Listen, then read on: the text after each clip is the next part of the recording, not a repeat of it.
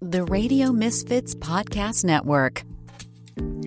Hello, everyone, and welcome to the Planted with Sara Pion podcast. I'm Sara Pion, your host, and today's guest is someone whose name is synonymous with modern cannabis history. A visionary, activist, entrepreneur, and author, Steve DeAngelo has spent over 4 decades on the front lines of the cannabis movement and industry innovation. From co-founding Harborside to helping launch the Last Prisoner Project, Steve has not only shaped what cannabis commerce looks like, but insisted that justice, healing, and equity stay at its core. We're going to talk about a lot of things today. I am so excited to have you here, my friend. Welcome to the show. Well, thank you so much for having me, Sara. I'm excited too. We've got a whole lot of interesting things to talk about. Yeah, and let's talk about what you've been digging into lately. We want to do some unspooling of some mythologies. Yeah, well, look, I had to clear my name of a myth that was associated with it that we call the 1 acre myth. And the allegation was that coming out of the passage of Prop 64, I had somehow used my political influence to remove a one acre cap on cultivation in California. So recently, there were a bunch of developments that really effectively cleared my name there. And so interesting to sort of walk through them probably. Yeah, I would love to do that because I think, there's been, honestly, it's hard. I can't imagine what it has been like to stay silent for so long about this. And I think it's really important to talk about the outreach and the conversations that have been going around it as well. Yeah, well, this whole thing coincided with really, some devastating blows for me personally. The corporate colonization of California cannabis, which started really happening in 2018, 2019, 2020, also coincided with a health crisis for me. So 2022, 23, 24 to the present day, really, I'm just coming out of that crisis. So I didn't respond for those reasons, and frankly, I didn't want to feed the trolls. But what happened is folks, a journalist wrote about this myth, and then other journalists picked up on those earlier articles, and the whole thing was becoming a part of the historical record. So we kicked off this campaign to really set the record straight with a analysis of the public record and the legal and regulatory history by Bob Hoban, who's probably the most respected attorney in cannabis. Oh, today. Absolutely. Bob is great. So Bob took a look at the record and he published an article in Forbes, which I later put up on my website. And he really just meticulously went through the record and took a look at all of the regulations and all of the laws that were passed. And when you look at that record, it's very clear that the whole question of license stacking, which is how the 1 acre cap was lifted, was something that was decided really in 2015 with the passage of Medical Cannabis Regulation Act. It was nothing I had to do with. Now, Steve, before we go further, for some of our listeners that may not understand what license stacking is, would you just briefly explain that? Sure. So, what license stacking is that there still is a was until recently, a 1 acre cap on all cultivation licenses in California. But a person who was defined as any legal entity, including corporations, was allowed to get an unlimited number of the 1 acre licenses and then aggregate those licenses on a single parcel of land. So technically, the 1 acre cap did exist for 5 years following the passage, following the implementation of Prop 64. But then corporations were allowed to have as many of those 1 acre licenses as they wanted. Okay. Thank you for that. Yeah. So that's basically the way it's this really complex regulatory situation. So just to rewind a little bit, when Prop 215 was passed, the legislature was called upon to regulate a legal means of cultivation and distribution. They did not do that because of pressure from the California Narcotics Officers Association and other prohibitionists who didn't want to validate medical cannabis with a regulatory structure. And so that persisted from 2016 until 2000, or from 1996 until 2006, 10 years where there was no regulation whatsoever. And then you had cities like Oakland and San Francisco jumping in with their own regulations.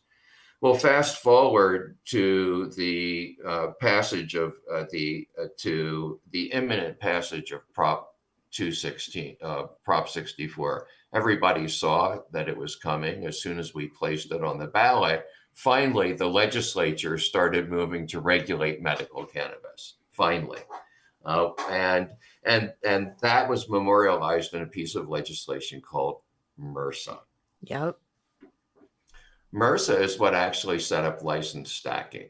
And if you had to dig pretty deep into MRSA to figure it out. And frankly, I didn't figure it out until some years later. Buried within the definitions section of MRSA was this provision that that defined people as corporations, basically, and allowed them to stack an unlimited number of licenses. And you had to really dig down in it. And I know that, like, all I cared about in that legislation in MRSA was another provision that allowed dispensaries to have up to 4 acres of cultivation to supply our own needs. Once I saw that provision in the main body of this act of MRSA, I stopped looking any further. I didn't need anything from it. So I didn't look at the definitions, and I didn't realize that the license stacking was there. Apparently, other folks who were also pretty carefully looking at the 1 acre cap also didn't dig down in the definitions. And collectively, we missed it. So that's the real history, is that MRSA set up the license stacking. By 2017, it was a well-established part of law. By then you had counties like Humboldt County and Monterey County who had passed their own regulations explicitly allowing greater than 1 acre of cultivation on the same parcel. So that was all fully baked by the time we got into 2017. And that's the basic history that Bob Hoban laid out in his analysis. Now, let me ask you, where do you think the confusion came from? Because it was like, I remember hearing this as well, and it had become part of the fabric of the story around legalization. Yeah, look, there were a few things going on. One is that the regulatory record was really confusing. Like I said, it took me and Bob going back and untangling all of this and really digging down into not just the surface of these laws and regulations, but deep down into things like the definitions. So that's one issue, is just a twisted regulatory history to figure out. The other is that, the collapse of California cannabis, this transition has been deeply traumatizing.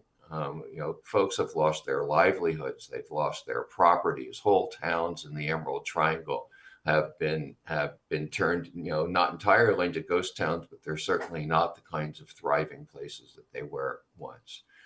Many people who came to California to grow have now left California to go back to where their families are. It's just been a tragedy. So there's a lot of emotion attached to it. Folks are looking for an explanation. And then the third vector here was that there were people who were my opponents in regulatory battles back then, who had a vested interest in trying to harm my reputation and to drive a wedge between the relationship that I had built with the growers in the Emerald Triangle and myself. so that we couldn't effectively move forward and challenge this situation. It's, it's such an interesting thing because it's been so challenging and stressful for everybody. And even before we got to where we are now, there were just so many balls in the air for people that I think it was really easy to miss a lot and, rely more on hearsay from other people because you're getting the clip notes of everything because you're handling all of the craziness that you're already dealing with if you have a plant touching business.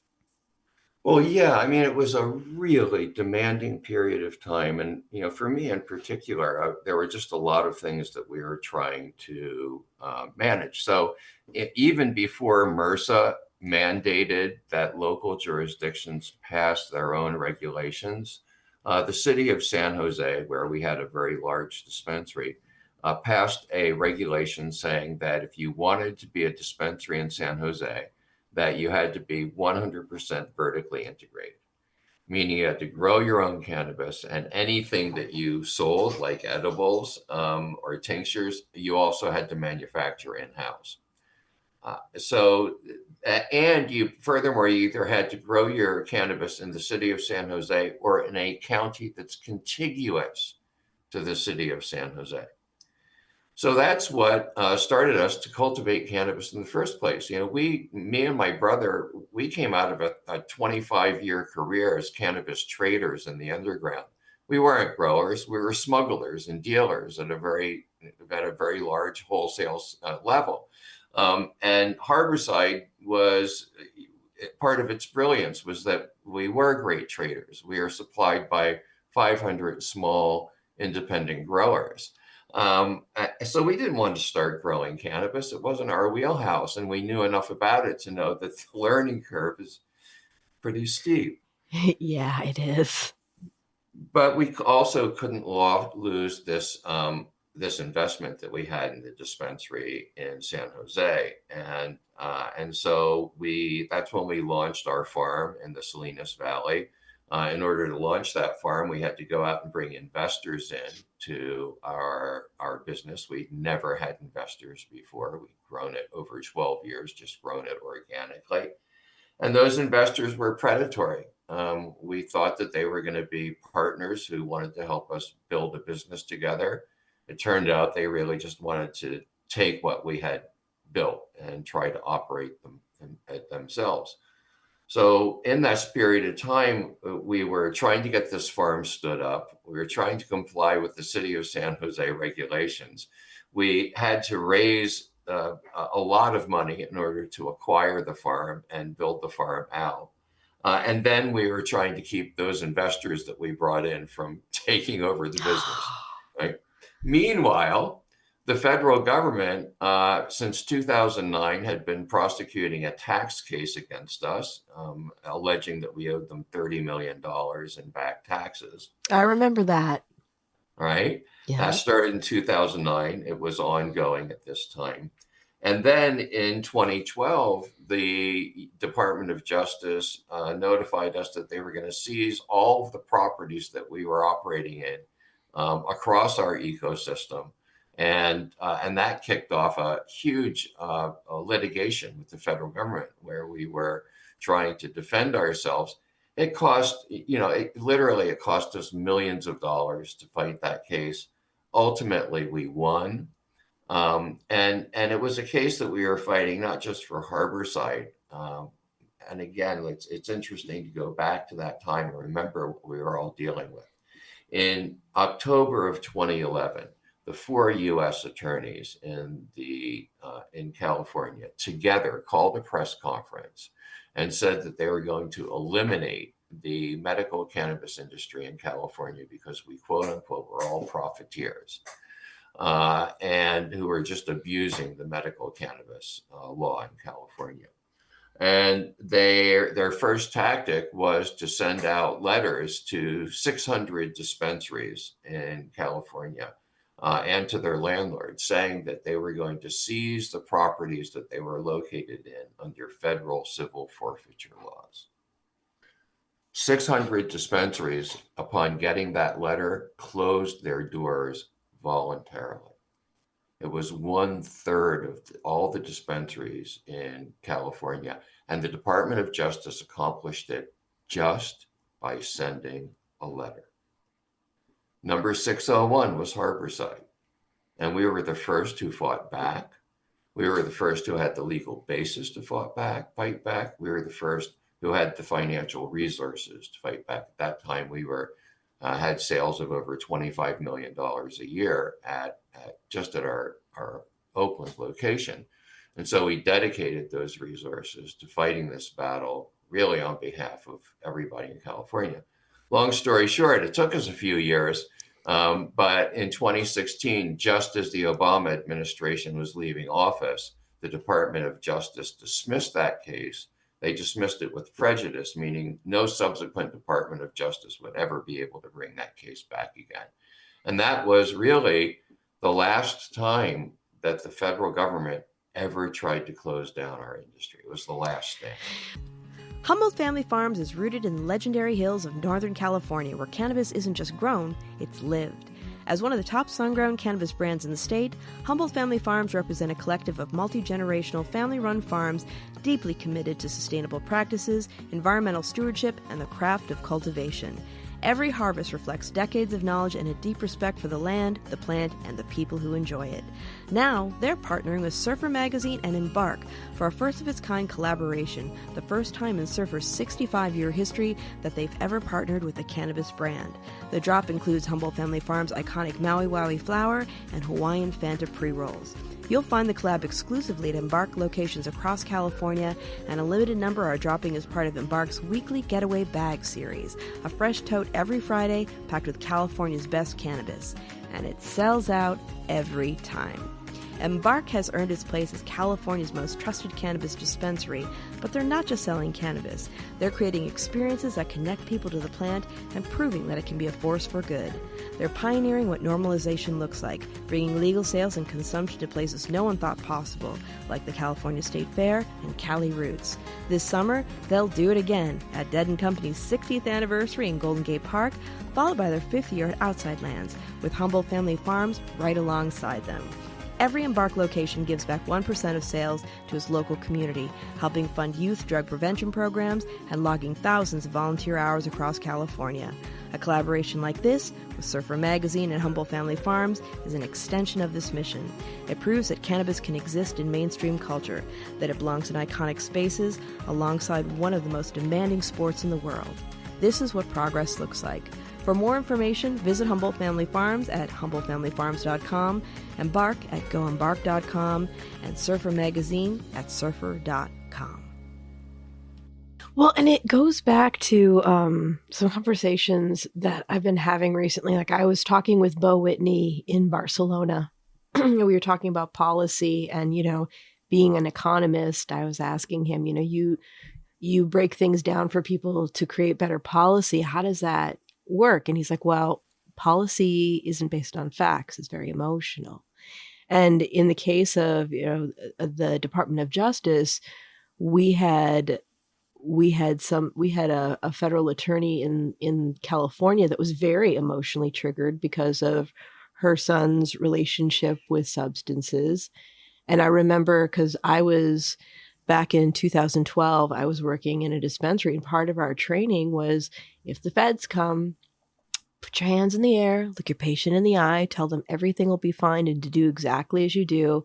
And then I'd always tell staff, and they're not after you, they're after the boss. So just chill. It'll be okay. Gave them Omar's card, and that was that. But it was stressful for ownership. Those of us who are working in cannabis, we cared very deeply for our patients and the work we did. It was always in the back of our minds, what happens if the feds come? Because where we were, a vapor room got shut down not too long, far from us. And it was like, all these things that happened that contributed to so much of the stress. We even had we had enactments at Harborside where we had folks who dressed up in cop uniforms, who were specially trained, who would come bursting in the doors, and we would have staff trainings in what to do. Wow. Hands up, I have nothing to say. Hands up, I have nothing to say. And that was where we were at. We had a special hotline that we'd set up, and we'd given the number to our patients. So in case the feds did come and close down our physical dispensary, we would still be able to serve them through a delivery service. We took our medicine out of Harborside and we stashed it in 10 different stash houses all around Oakland, so that they could not possibly close us down. Like you said, we were absolutely determined. We gave a press conference when the feds started doing this at the Oakland City Hall. And I said then that, we were absolutely determined that we were going to continue to serve our patients as we always had. And if the feds came in and they busted us and they took us to jail and they locked us up, the very minute that we got out, we would come down to Harborside, we would pick whatever locks they put on the door, and we would start serving our patients again. And that's that. They fortunately never closed us down that way.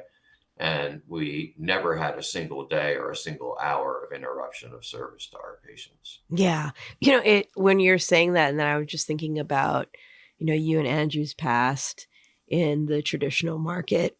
When I was on the legalization task force and we were talking about how to get people to actually participate in the legal market.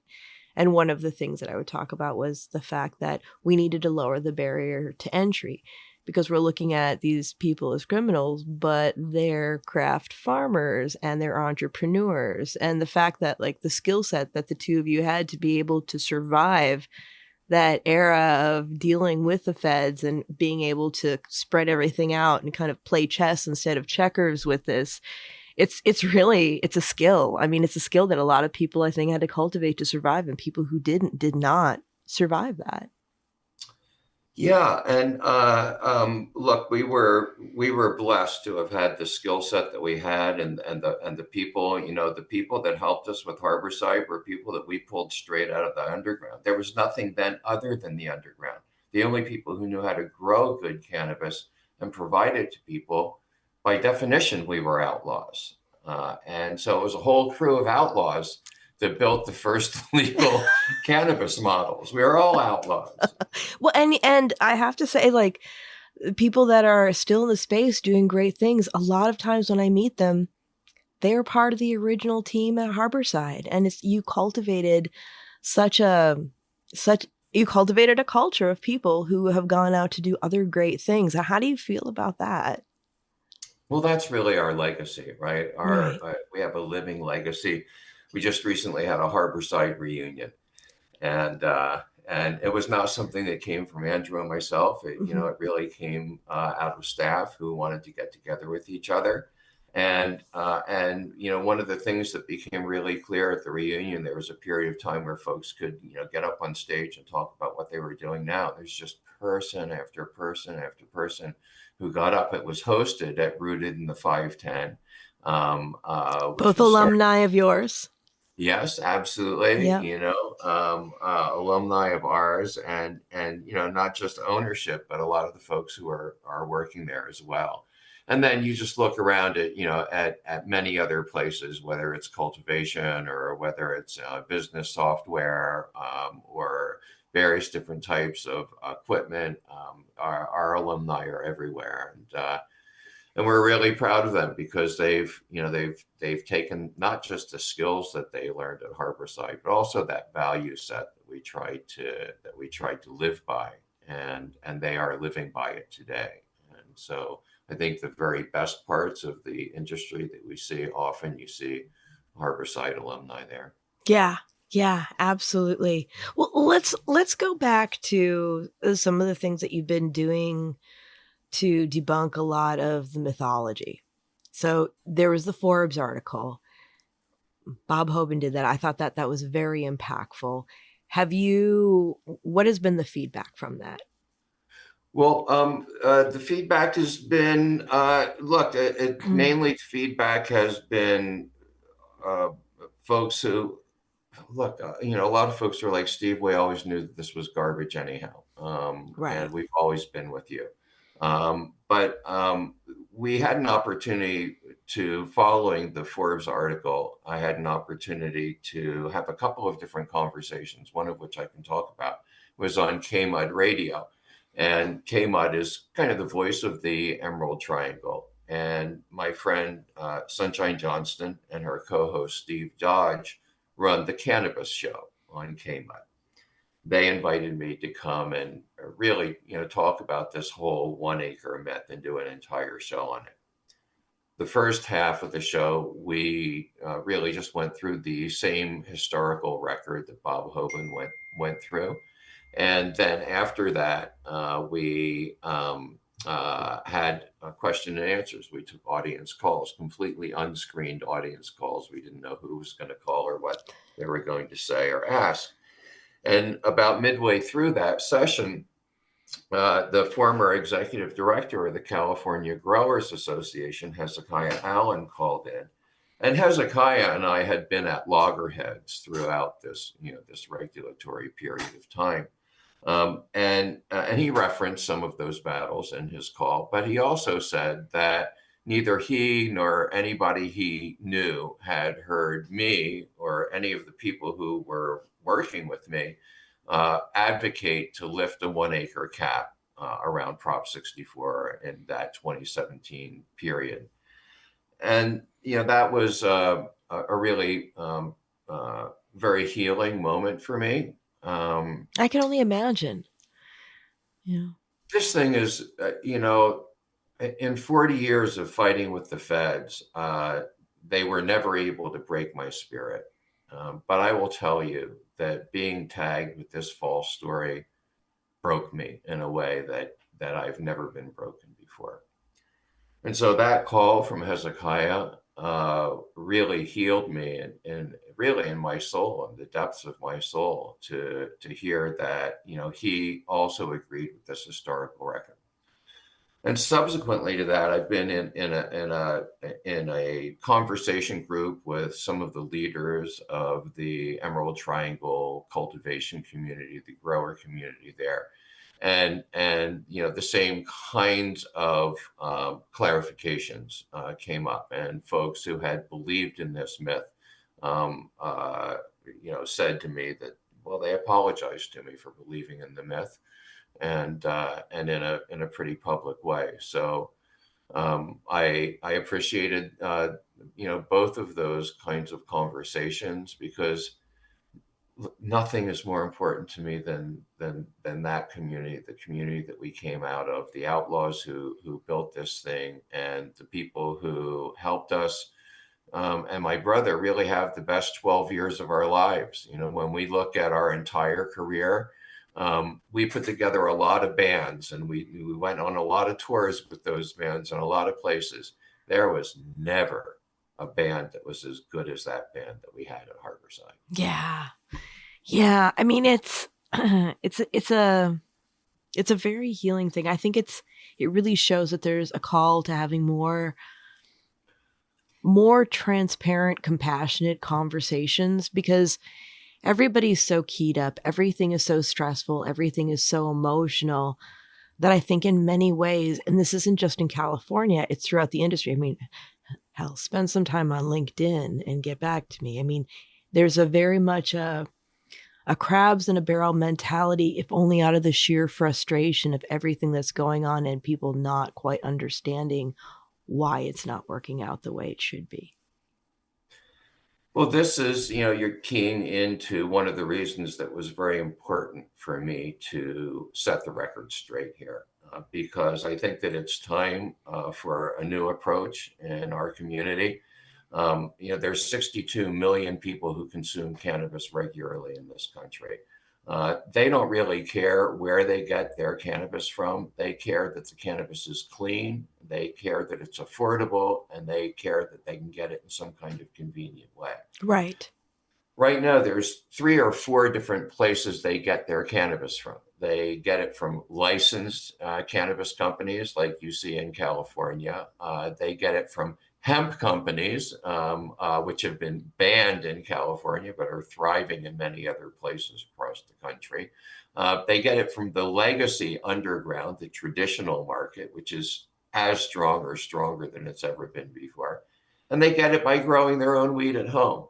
But lately there have been this kind of a civil war where we've seen licensed cannabis companies spending hundreds of millions of dollars trying to enact hemp bans. You've seen hemp companies fighting back and doing things like managing to get the kind of veto of hemp bans that we've seen in Florida and that we just saw recently in Texas.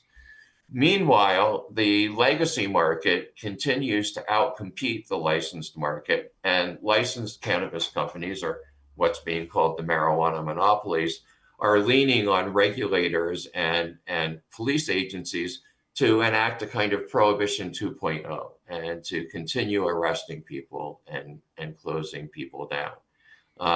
And collectively, these efforts to try and ban your competition out of existence have eaten up, I don't know, $200-300 million. Nobody knows for sure, just in the past couple of years. So imagine if we had that kind of funding to actually make cannabis legal at the federal level. Wow. Yeah. Could you imagine if everyone was working together, cannabis and hemp, the sheer lobbying power we would have? If we spoke as a unified industry, really representing the interest of those 62 million people, we could get this thing done.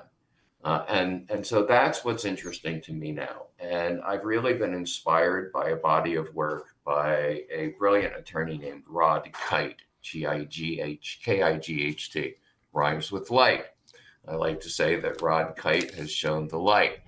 And Rod articulated a new regulatory principle for cannabis. And this is a principle which he believes, and I believe, should apply to all sectors of the industry, to the licensed sector, to the hemp sector, to the legacy sector, to home growers.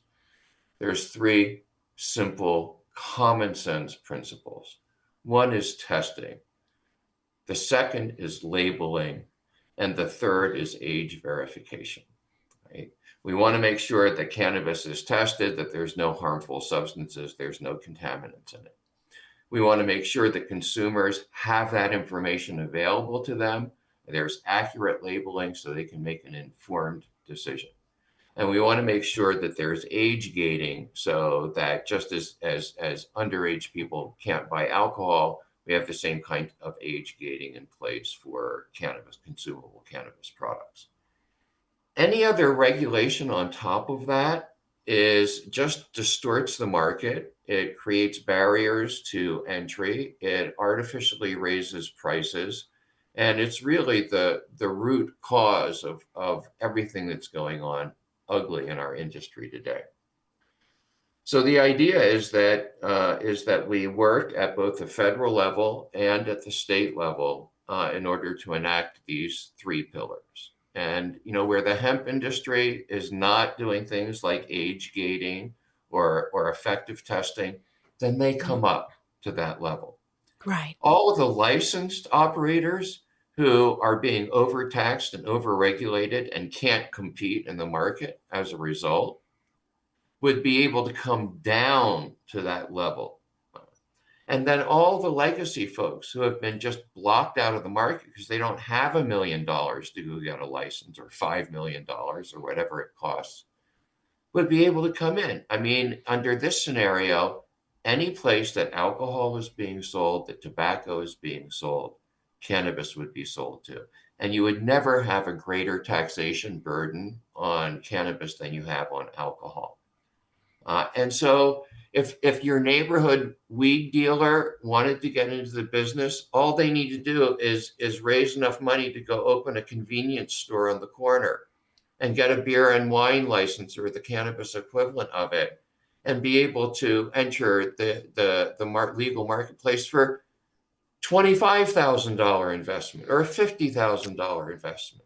Yeah, I mean and it behooves the government to do this. I mean, it's like after the first year of legalization, when the state of California was disappointed at how little taxes they actually received versus what they were expecting, it was really easy to break it down. I mean, I used to think that politics, policy, the government made crazy decisions because they lost their knowledge of Econ 101 when something stigmatized like cannabis came into the picture. But what I've learned through the years is that is just how it is with everything for them because they aren't economists. They don't understand this. But if we had lowered the barrier to entry from the get-go and kept taxation low, they would have made so much money. We would have had so much participation in the legal market, and there wouldn't be there would be a very small amount of that money that would be spent on enforcement. Yeah, if you talk to our very brilliant cannabis economist, Bo Whitney, I had this conversation with him about, what would happen if we actually were able to enact this regulatory, what I call the three golden pillars. Every single market indicator of health would shoot up. Tax revenue would shoot up. The number of jobs created would shoot up. The number of new businesses started would shoot up. The amount of enforcement dollars would plummet. Every single indicator of market health would go up. See, I love that. And I'll preface this with, I understand that, there will always be space for the large multi-state operators. But if we could start really supporting and encouraging our local small businesses, all that money stays in communities. All those jobs stay in the communities. They only enrich it. And that I wish that we would talk more about that as well. Well, the beauty of what we created at Harborside and what we created in that Prop 215 economy was that there were not barriers to entry. At Harborside, as long as you could come to us and you could show us that you had a medical cannabis recommendation and that if you were bringing us a large quantity, you had a number of those recommendations aggregated together, that's all you needed to do to get into the legal cannabis industry. That was it. You could walk into the door with your pounds of weed. We would test them. We would buy them. We would pay you, and then we would put them across the counter directly to our patients. And there were no artificial barriers to entry. And so we saw people coming in who had finally, for the first time in their lives, been able to unyoke themselves from day jobs and be able to create a small family business that allowed them not to get rich, that allowed them to buy the land that they were growing on, or maybe send their kids to school, or take a vacation every once in a while. Nobody was creating intergenerational wealth, but in that circular economy, everyone was taken care of. The patients got the best weed in the world at really affordable prices. It was tested, it was clean. The employees who are working at Harborside had the best jobs that they'd ever had in their lives. We gave every employee a free gram of cannabis for every shift that they worked in those days. We had a vaporizer in our break room. That's how we were too. It was the best. Right? The best jobs. So that's the power of a circular economy. And that's what the three pillars offer us an opportunity to do again. Under the three pillars, imagine you could have something that I call Etsy for weed. So Etsy is this online platform that connects end consumers with artists and producers. A lot of people who sew clothes, for example, do that on Etsy. Yep. And again, it's this really great economy where small people who have home businesses are selling directly to end consumers. The consumers are getting a great deal, and the artisans are able to actually do something without having to go through huge corporations. We can do the same thing with cannabis. Every single small producer of cannabis can and should have an Etsy page. And they should be able to put their menu up there on that Etsy page. And end consumers should be able to browse those various different farms and order directly from them. Right? Right. And have that cannabis delivered to them by the same common carriers, UPS, USPS, that deliver all of our other goods. You can do that with pharmaceuticals right now. You can order alcohol, cases of wine to be delivered to your house. Truly a dangerous substance right now. Cannabis should be operating according to the same regulations. Are you looking for a lasting, meaningful way to connect with your audience and highlight your brand? Well, listen up, because Planted with Sara Payan is taking on new sponsors. Here's a powerful stat.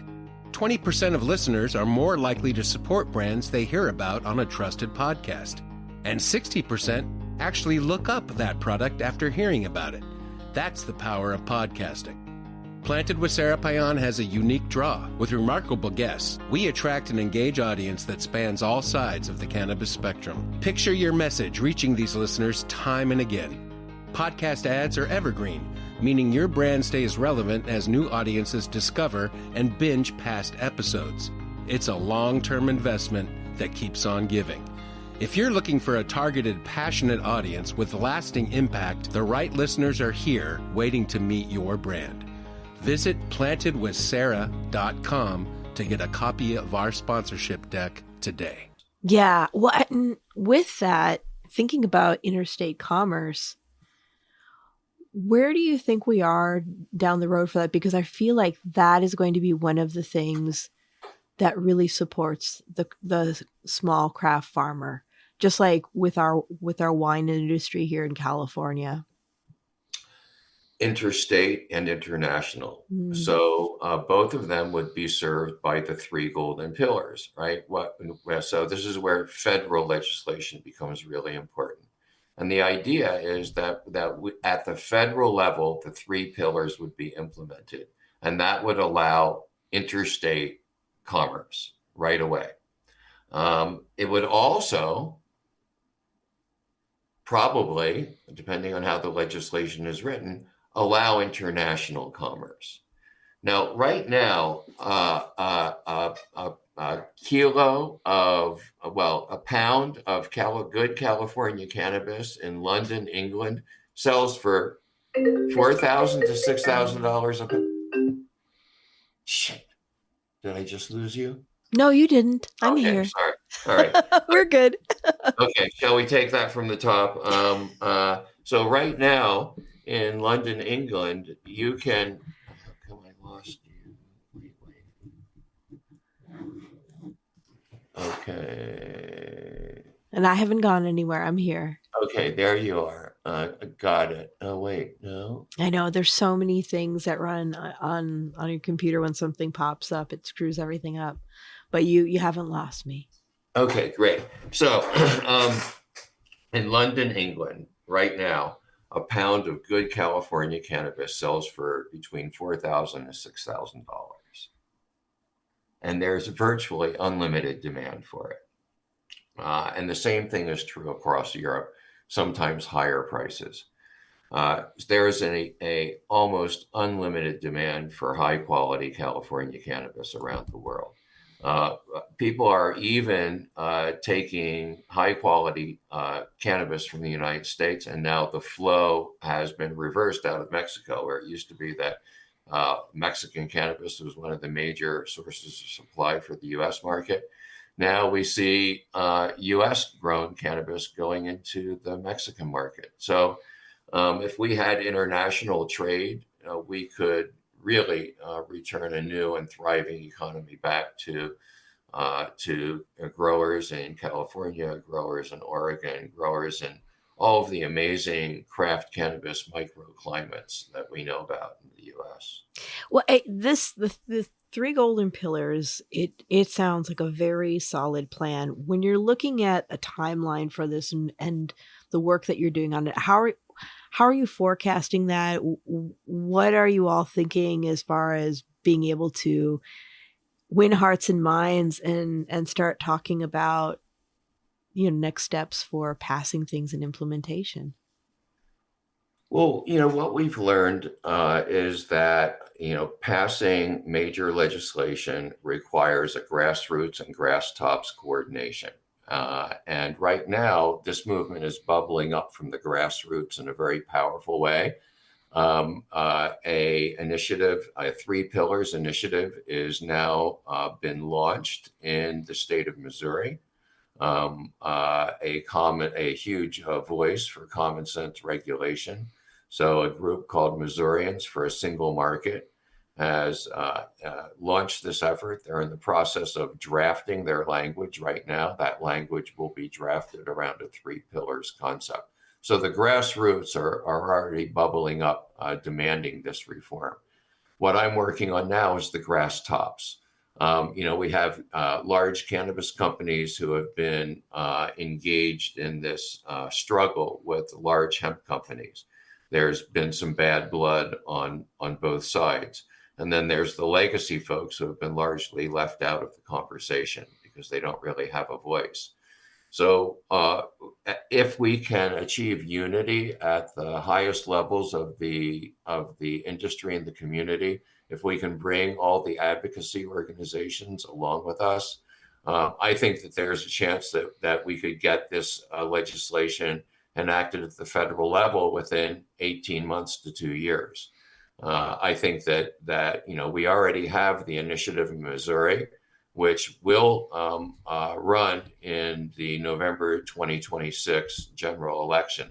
And we believe that we can win that initiative with 60% of the vote. And it's going to send a very powerful signal to elected officials across the country and at the federal level that the time has come for this change. Now, when you look at policy and some of the people who are waiting in the wings, who have dedicated shelves in traditional retail, like big alcohol, big tobacco, a lot of them are working with CPAIR. Do you think that we can have conversations to get them on board to use their lobbying power as well? I sure hope so.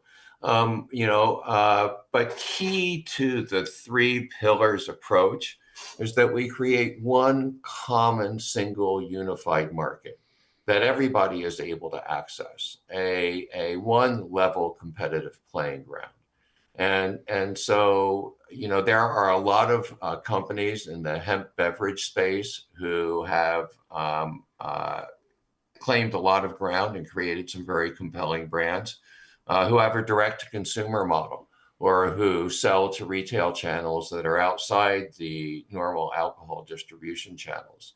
And we feel that those folks should also have an opportunity to, be in this single unified market. So, whether it's licensed cannabis companies or big alcohol or anybody else who wants to carve out a favored regulatory position, that's really contrary to the whole idea of the 3 pillars. Let's create one level competitive playing field, and the consumers will figure it out. That's how we do it in a free enterprise system. Right. We allow the consumers to decide what the best model is. This episode is brought to you by Fat Nugs Magazine, a global perspective of cannabis and stoner culture as a bridge to the rest of the world.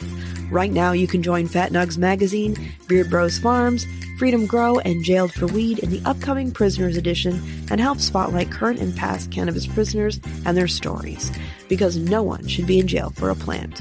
Find Fat Nugs Magazine's beautiful print copies at your local dispensary, fatnugsmag.com, and on socials. Cannabis culture welcomes us all. Yeah. Oh, yeah, absolutely. That's exciting. It's exciting to hear because there's, people are understanding that there have been a lot of mistakes made. People are revamping things. It seems like some places we're reinventing the wheel, but what we really need to do is work together, because if we're all splintered out doing different things, nothing's going to happen. Well, I'm convinced that the 3 pillars will benefit everybody in every sector of the industry. I've been having private conversations with industry leaders in every sector, some very large companies. And there is not anybody who's said to me, Steve, this is a really bad idea. Mm-hmm. I'm willing, and we'll just put it out there for anybody who's listening. Feel free to get in touch with me, Steve at stevedeangelo.com. Send me an email. And if you have questions about how the 3 pillars would affect your business, give me a call, give me a ring. Let's get in touch. I'm happy to have the conversation. I have yet to sit down with one cannabis business and not be able to show them how the 3 pillars would increase their sales, would decrease their regulatory burden, would really drop very significant change to their bottom line. Every single cannabis business that I've talked to has come out of those conversations supporting the 3 pillars. Yeah. And from a governmental standpoint, it sure would save the government a lot of dollars as far as administration of programs to be able to get some of this out of the way that's just been kind of superfluous and extraordinarily expensive. Look, this has been a nightmare situation for regulators and for legislators as well. Yeah. And, 20 years ago, 30 years ago, when we first started talking about cannabis regulation and legal cannabis, it was a time when cannabis was very heavily stigmatized. We were just coming out of the height of the drug wars. And a lot of compromises were made. A lot of regulation was developed around this stigma. And we now can go into new era where we're really creating regulations that are more based on science, rather than stigma. And that's what the three pillars are. I'll give you just one example. In 2006, when the city of Oakland was ready to issue licenses for medical cannabis dispensaries, that was something that seemed like an intelligent strategic compromise to us, to get us from total prohibition to something less than that. Because, people were being raided. Luke Scarmazzo was arrested and prosecuted just 3 months before Harborside opened our doors. And he ended up doing 20 years in prison behind that. That's what we are up against then. And so the idea of, okay, the city will give out 6 licenses so that at least 6 dispensaries can do this. We can come out from the underground. We can come out of the shadows into the light and not get arrested. That sounded great. But the limited licenses were never our ultimate objective. They were just a strategic compromise. Mm-hmm. And so now we want the kind of legalization that we always envisioned. We never thought that we would struggle for 50 years to see some big corporation put our local neighborhood weed dealer out of business. We just wanted to get the boot of prohibition off of those neighborhood dealers' throats so they could do their thing. Yeah. It was, I always like to say it was to create safe waters, not sharks and pirates. Yeah. So, look, let's. I think the time has come now where everybody in all sectors of the industry has been through enough pain now, is really tired of this civil war of being at each other's throats. It's time to remember, this plant did not come to us to help us concentrate wealth more narrowly. It came to us to help us spread prosperity and freedom more broadly. So let's embrace a model that allows us to do that. Let's get back to the spirit of inclusion, to the spirit of compassion, to the spirit of freedom, to the spirit of widespread prosperity this plant's always stood for. I love that. Steve, thanks so much for coming on today. I'm so glad we had this conversation. It was a treat to see you last year at MJ BizCon, but our time was really short when we met that time. So it's wonderful to have you back, and I'm really looking forward to having more conversations with you as this all starts to unfold.